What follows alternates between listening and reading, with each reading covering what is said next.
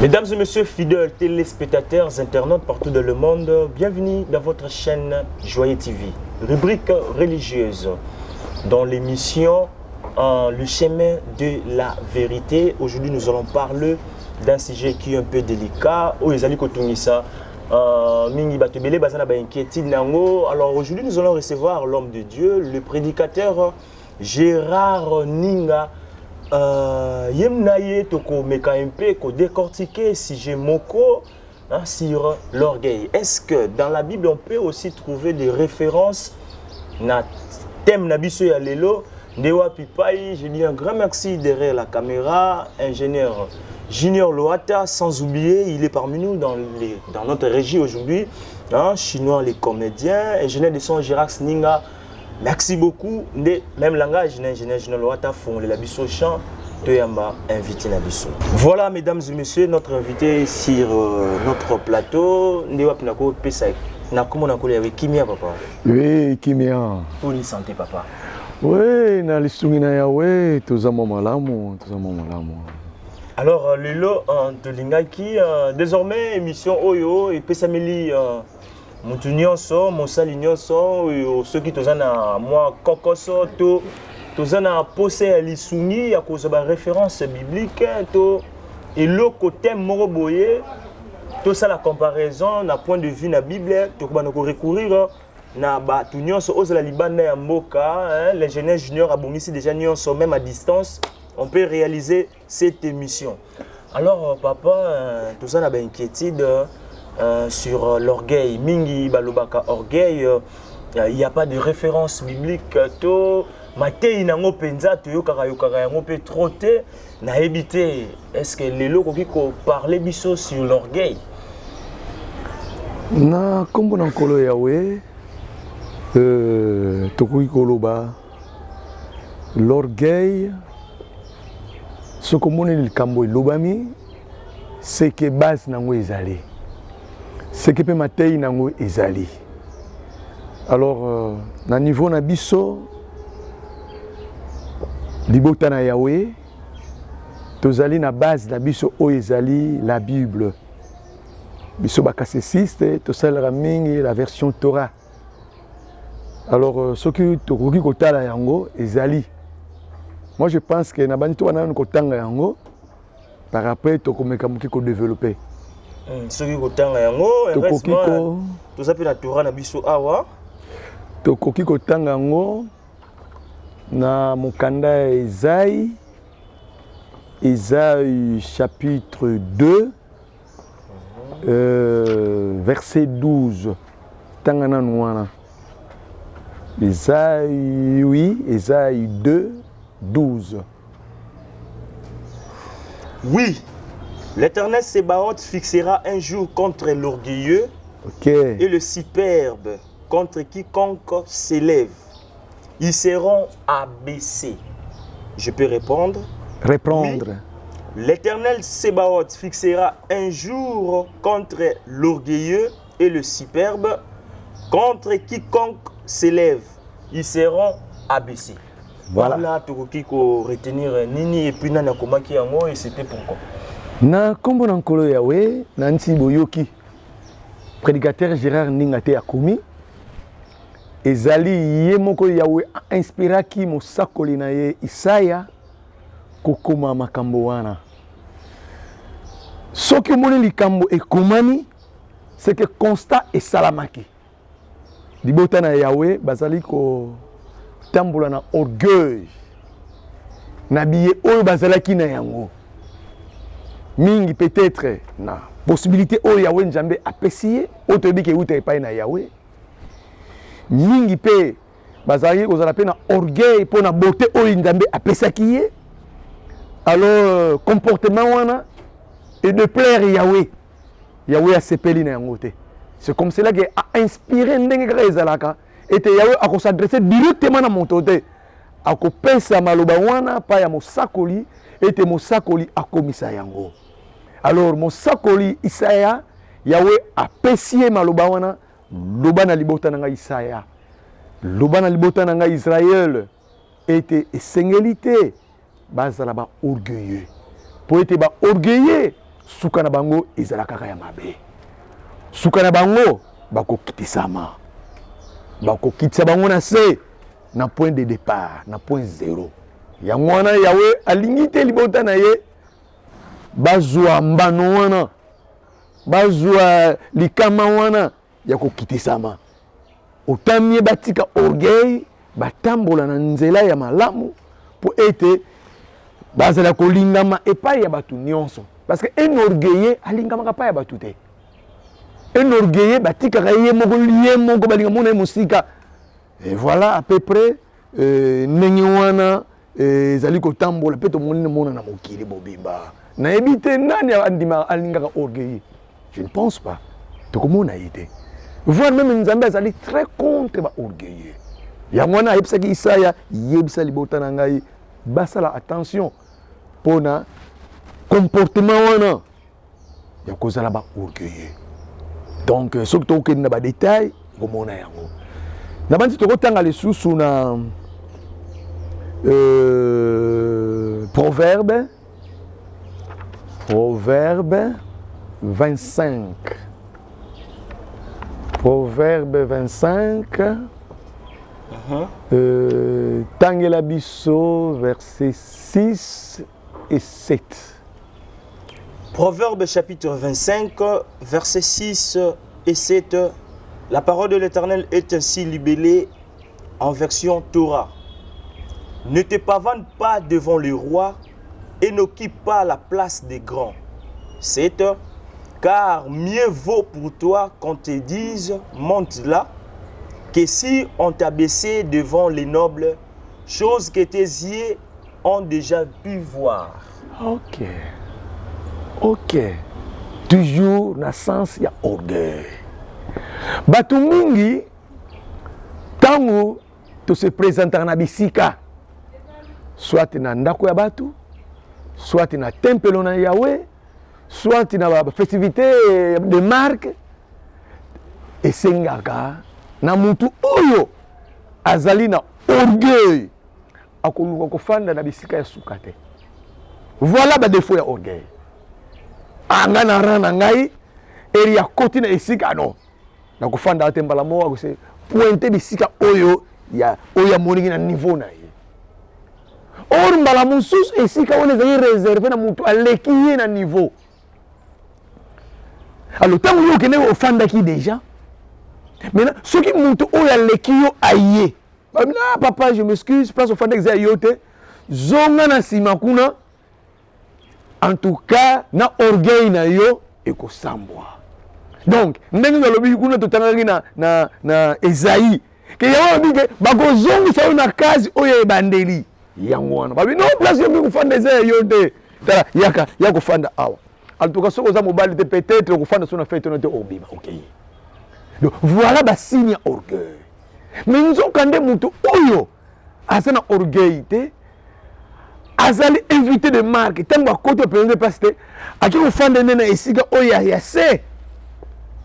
Alors tango ba protocole ba ko ya ba papa a place na yote yaka kufanda esika oyo bongisa melio ekopesa ye esengo ekopesa ye valeur ekovaloriser ye. Et c'est comme cela que orgueil mabena ngo ya mwana. Orgueil mabena ngo ya mwana. Ya mwana Yahweh Nzambe alingi te ba orgueilleux. Ba orgueilleux suka na bango ezali ko chite. Ba orgueilleux suka na bango ezali bebi. Bana na Nzambe tozali batu o photo sala ba modèle vis-à-vis kati na batu o ba yebi loba na Nzambe te. Ata yo zona mosolo. Oyeba maloba kubongisa maloba na yo. Ata ozali kitoko. Yeba kubimisa maloba vis-à-vis ya bandeko mosusu. Ngai na kopesa exemple moko. Mama moko elenge moko ya mwasi. En tout cas na kotala eboye vraiment azali une jolie. Remarquez même na etonga esika azali ko vivre. Alors pesa qui est orgueil. Parce que azali ko lega batu nous faut ba la misa misu. sozali koleka te kenga naleki alors epesaki orgueil. Alors mokolo mosusu tata moko mpe azali kosepela na ye na kotala ye en tout cas vraiment ngai na proposé mama oyo na libala. Papa wana il fut un jour asali mokolo ake amoni mama elenge wana abandi kosolola ye mpe na suka lisolo akomiseli ye mai oyo azalaki nango abi mama en tout cas franchement parlant na sepeli no na libala vraiment na sepeli na yo nayebi te yo lobi nini. Mama wana ayoki maloba wana na orgueil oyo azalaki nango atali tata wana tala un orgueilleux ndenge ye azalaka donc ye maloba ezango na mbebo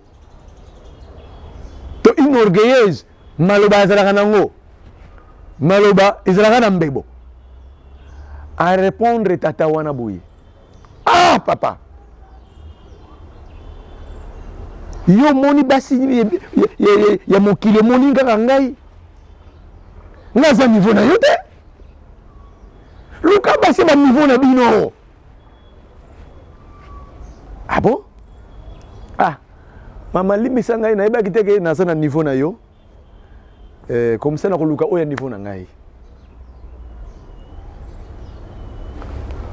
Tata wana bakabwani na bango na mwasi wana. Bref, pour citer rapidement, nzoka nde ntango ya bimisi maloba wana yawe na likolo ayoki parce que yawe azali très contre na bato oyo baza na orgueil. Yango wana ayebisaki yango na mosakoli na Isaya yebisa libota na basala attention na comportement wana yawe abeti mabako abo ça va ok. Tant que makambo le sala la fille azaki nano je crois ba 20 22 ans. Mina bandeko bakabwani papa wana ke aluki mwasi na ye mosusu abali na ye. Mwasi wana asilisi secondaire na ye azali koluka mena basi bamibali oyo aguna ye bazali koya te. Asilisi université azali koluka mibali oyo aguna ye bazali koya te parce que yawe nzambe si asinika na maloba oyo abimisaki ya orgueil akelama baninga bazobala tout ça akotala bato bazobala koto mais oyo akokani te na nga te. Mais qu'est-ce qui se passe au geste pour ngai ndeko vraiment c'est quoi? Bref, to citer rapidement mukolo mosusu yawe nzambe ayokele mawa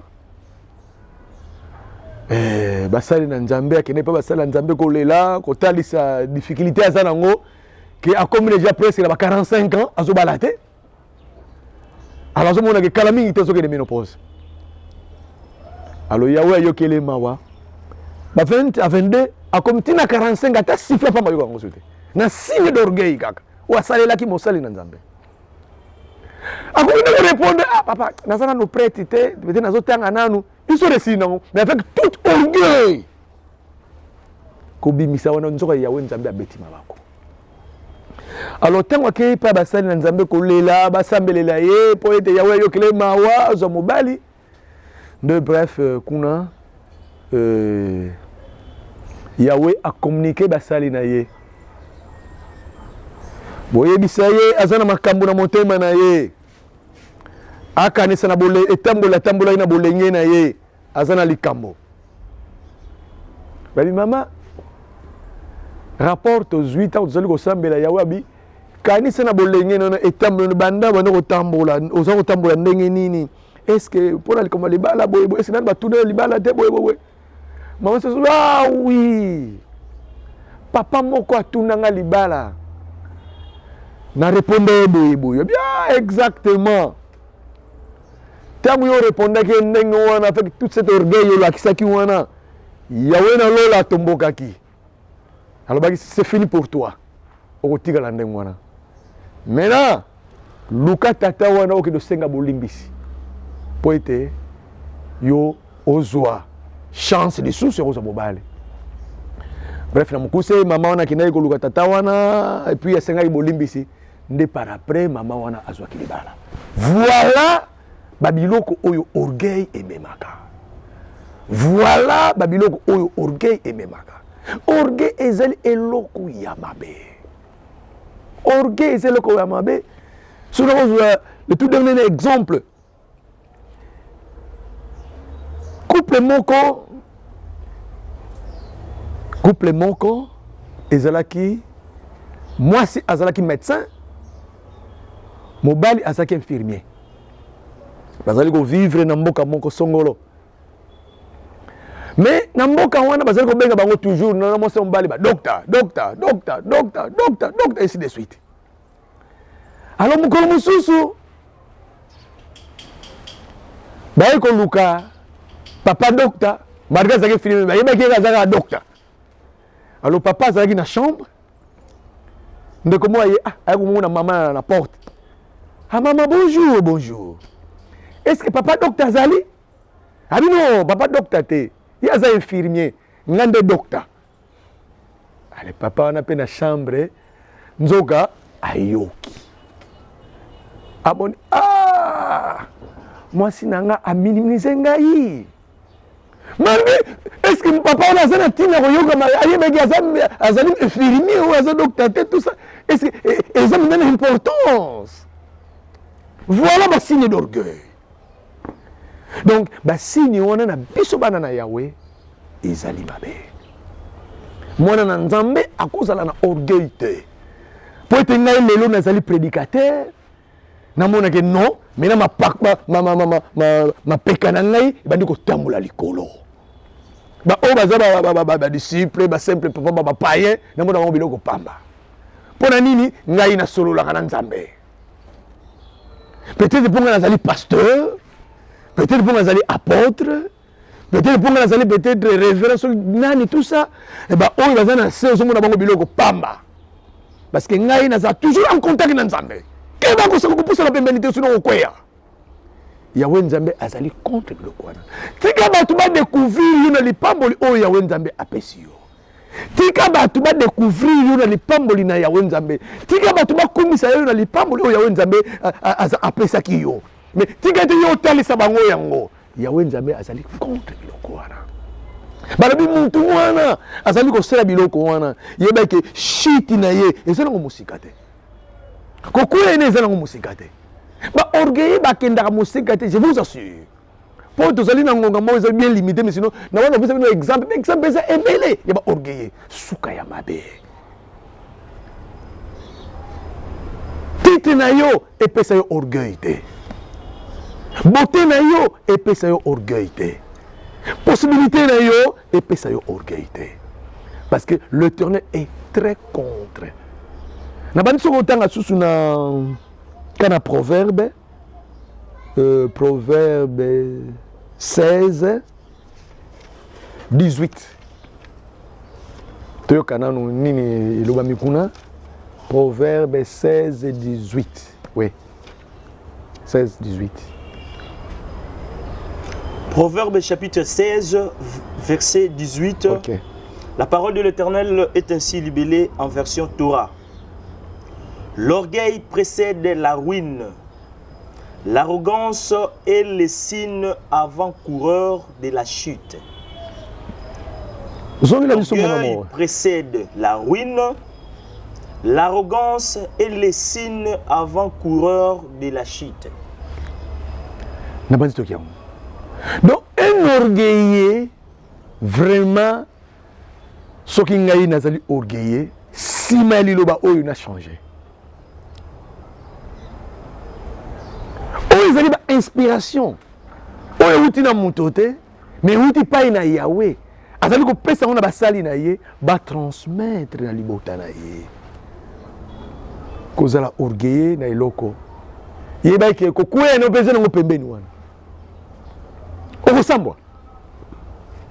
okosambwa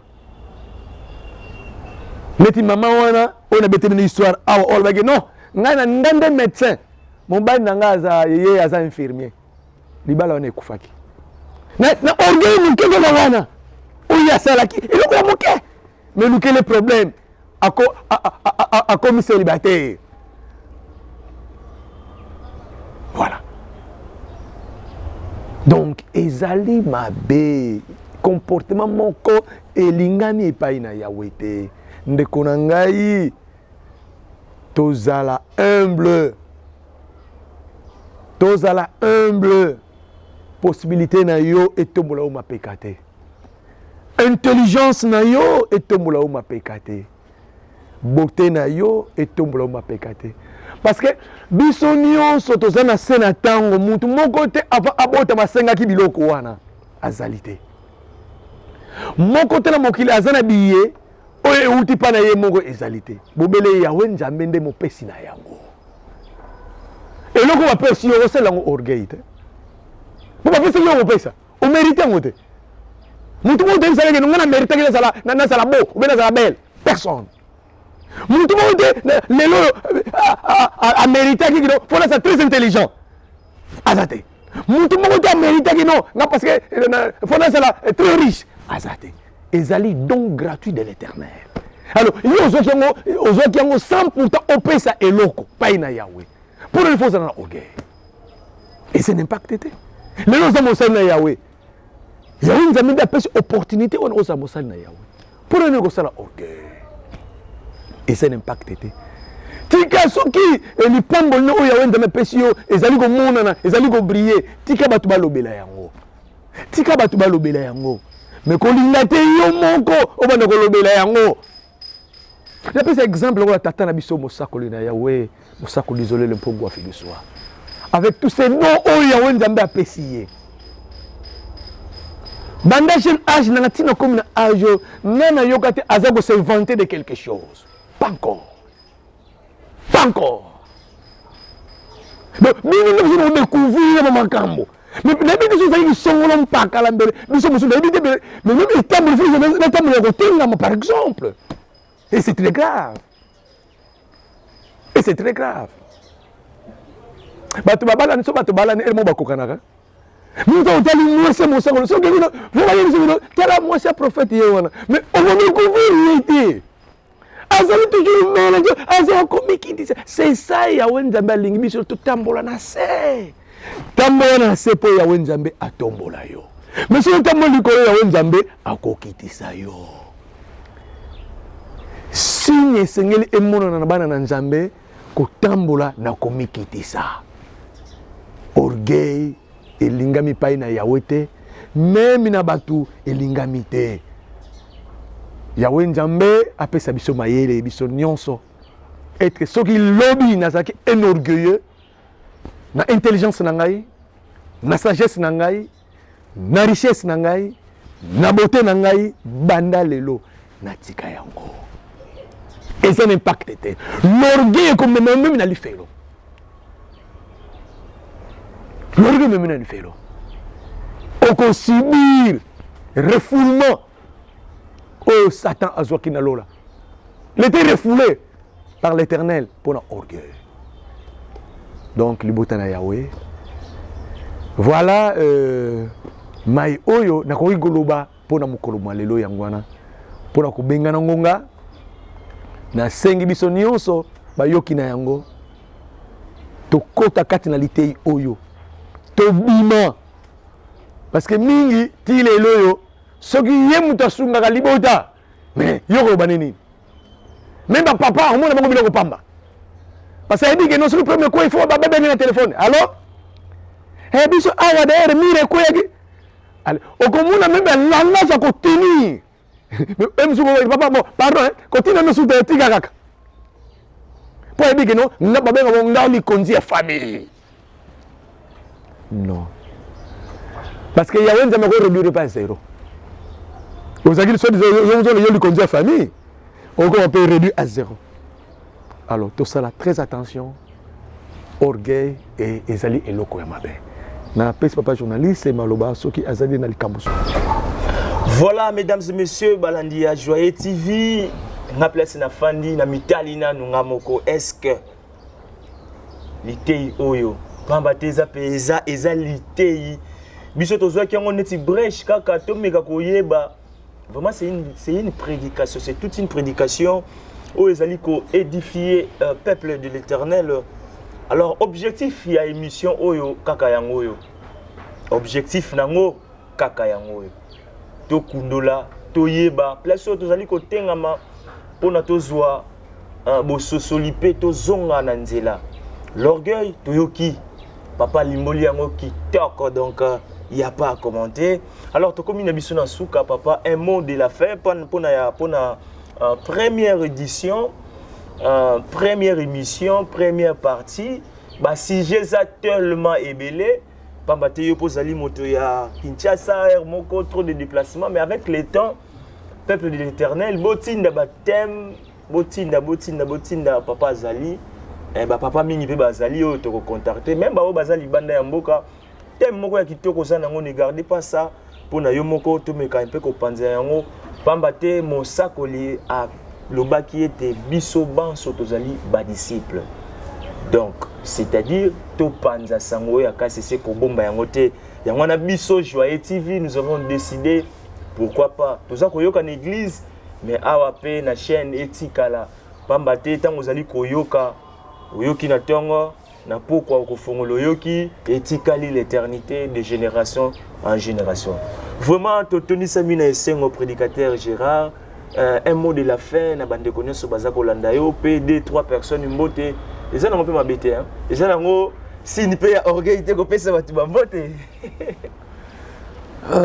Merci beaucoup papa journaliste na kozong selanga sumaloba ndenge to siliko kundola sujet na biso ya orgueil vraiment na sepeli nango mingi na invitation na bino po ete to partager ngo na biso bana na Yahweh Nzambe na libota mobimba ba oba za opportunité ya kolanda biso na chaîne oyo vraiment souci na Yahweh ezali souci ya moteité mais souci na Yahweh tango monaki libota na ye Israël bazali ko zwa mo orgueil na etamboli na bango bazali ko zwa mo orgueil na biye o bazalaki nango alors kuna Yahweh kitisaki maloba pa mosakoli na ye Isaya ko yebisa libota na ete batika comportement ezali malamu te nde biso pe to monaki non ezali pe malamu biso pe to continuer mosala wana pe ko transmettre ngo lisusu na libota mobimba oyo bakoza biso na nzela ya singa soki ozalaki na comportement wana tika yango ezali malamu te po mingi bazalaka soki asali même ata mutu donc il faut alinga baye c'est comme ça on a même phénomène oh les autres mingi ils ont un phénomène on a libanga et ça orgueil na kati donc baba découvrir ye que nyango ça là boy c'est de l'orgueil mais mutu azali orgueil a kosala likambo na silence sans mutu ba découvrir ye c'est ça l'Éternel recommande mais yo lingi baye yo sur les comptes accompagnés là il y a pas de problème. On a compte la publicité na yo compte il y a pas de problème. Mais ça na yo ezali privé de oyeba que solo ba tout oyeba que yo songolo mpaka là. Désolé. Il va que osala musala ya pamba. Ya Nzambe ko déconsidérer yango. Alors pour oser la déconsidérer pas na Yahweh te, longola orgueil na ba dona yo. Longola orgueil na aide na yo. Longola orgueil na misala no news ko sala o sala visible. Tika batu bangonde basala la publicité. Ah songolo en tout cas vraiment Nzamba pambola. Ah songolo boy. C'est ça. Donc voilà, monde de la fin na ngai ezalaki nde yango wana. Yahweh Nzambe asunga biso ete biso nyonso toyoki litoli oyo esunga biso esalisa biso po ete tolingama epai na Yahweh. Merci beaucoup loba nazaki nango mpona clôturer yango wana. Voilà bandeko balandi wana totondi bino botondi bozalaki mingi na baetando eke na bino. Alors pona lelo tosuki wana natondi botondi sima ya caméra ingénieur Junior Loata. Merci beaucoup mon frère, sans oublier l'artiste comédien parmi nous aujourd'hui, chinois. Bientôt vous redécouvrez le chinois, la Joyeux TV avec Vie de loin, donc Makamagito Kozali Koya. Sans oublier internet à l'élo et si maman qui n'a Josué d'ailleurs m'tazala qui internet na biso le reste est baké na misala mosusu. Alors bandeko, l'orgueil précède la ruine. Oh penato retenir les années la litomba te tolanda matambe ya mosako li isolé le ndenge papa uti koloba. Quant à moi je vous dis merci. Papa pesa na biso kimia to bima pamba te tozali na supérieur na biso. Bon, en tout cas, pour clôturer, Kimia na Yahweh na libota mobimba ya bakino so la dabiso na nzela singa. Kimia